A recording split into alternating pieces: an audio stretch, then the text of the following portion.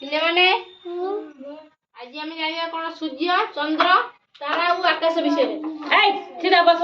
ପାଣି ପବନ ବିଷୟରେ ଜାଣିବା।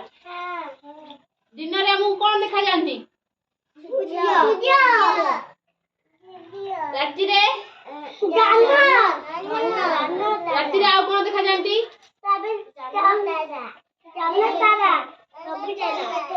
ଦିନ ବେଳେ ଆଉ ସ୍ପଷ୍ଟ ଆକାଶ।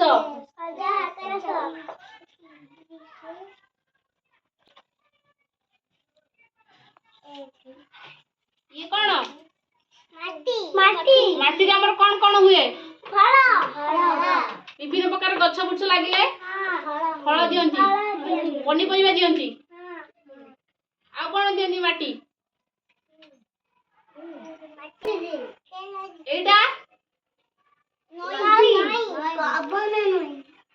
ତମେ ଗାଧାଅ?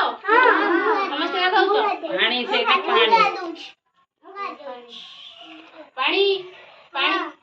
ପାଣିରେ ଗାଧଉଛ? ଏଇଟା ପବନ ଦେଖିଛ?